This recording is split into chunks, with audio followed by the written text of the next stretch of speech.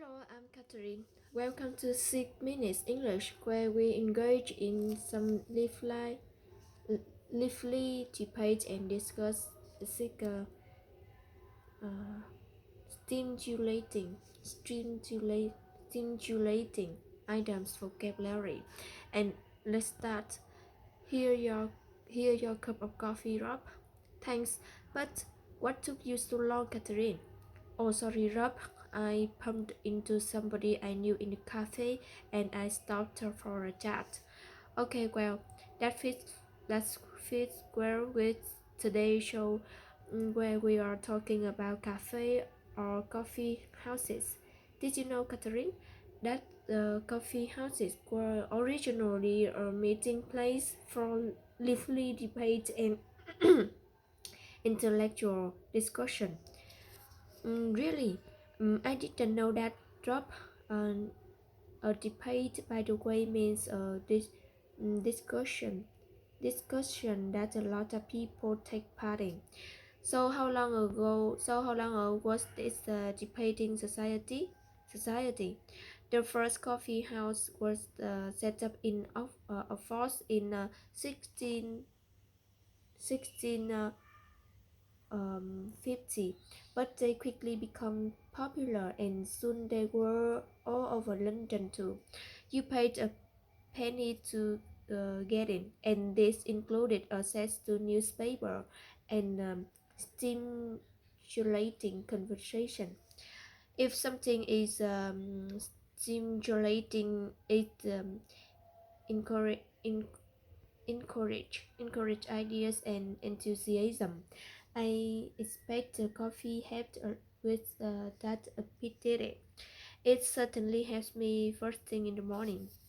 Which brings me on today's questions. Rob, how many cups of coffee do we consume in coffee shop and store in the UK every year?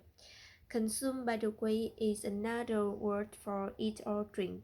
Is it A, 2.3 million, B, 23 million, and C, 23 billion? Oh, I don't know, but it's got to be a lot. So I'm going to go for C, 23 billion. That sounds like a lot of coffee, but I buy several cups so quick and I expect you to do too, Catherine. I do indeed, but I have to say while I was getting our coffees earlier, there was nobody else in the cafe talking except me and my friend. Everybody was sitting on their own, tapping away on their laptop. And let's listen now to Dr. Fraser, BBC Scotland's business and economy editor, describing the vibe or atmosphere in a typical 21st century cafe. 10 also in the morning. The coffee has 5 people at tables with their backs to the wall, each staring into a screen, look, uh, plugged in, ears plugged.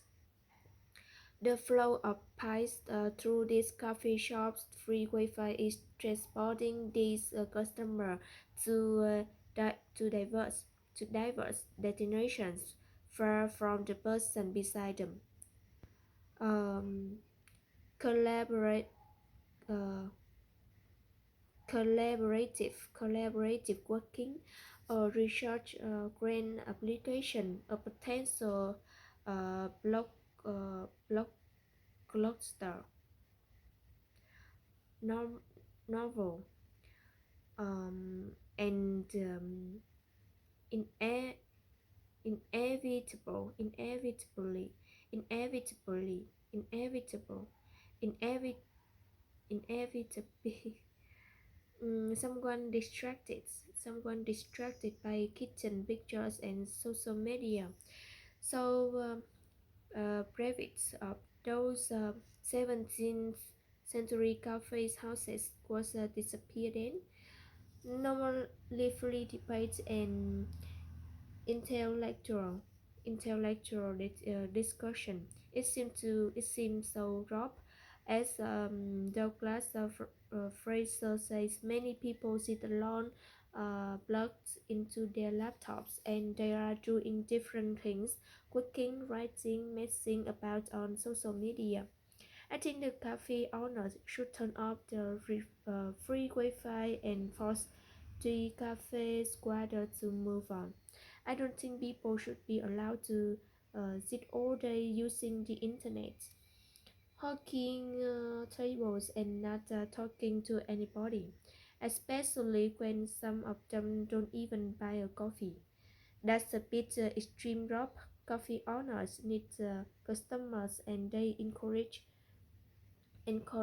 people to say by having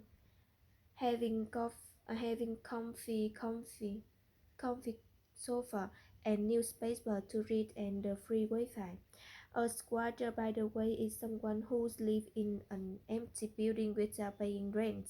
And if you hawk something, you use most or all of it in selfish way.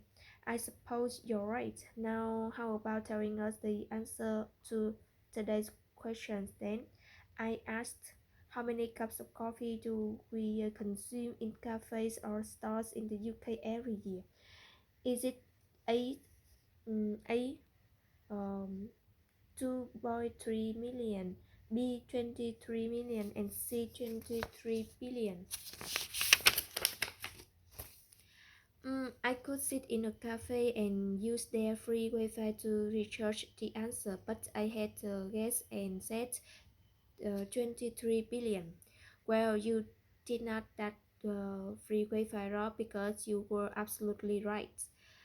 23 billion coffees per year works out on average as 45 cups per adult in the UK. Okay, I think it's time we looked back the words we learned today. How our first course is debate, a discussion that a lot of people take part in. So example, I took part in a number of stimulating debates at school. Number two, if something is uh, stimulating, it encourages new ideas and enthusiasm. For example, it's hard to have a stimulating conversation with someone who's look at their phone all the time. That's very true. Let me just slide my phone into my pocket. Yeah.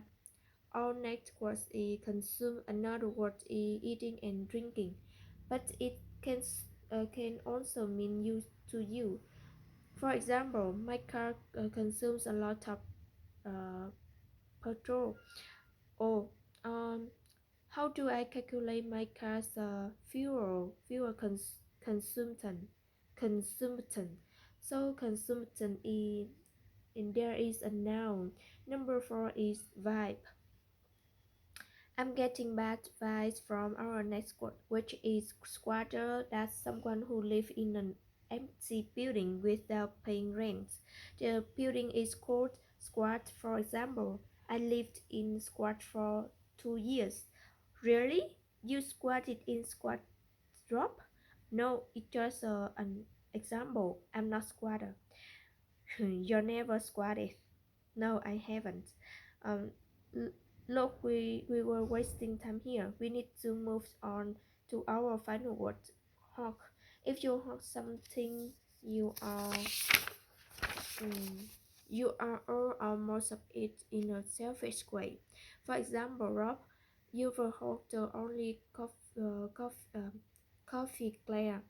chair. This is so selfish. I admit it, Catherine. I'm a chair hawk. That's a now. Okay, before we head up for another cup of coffee, please remember to check out our Facebook, Twitter, and YouTube pages. Bye.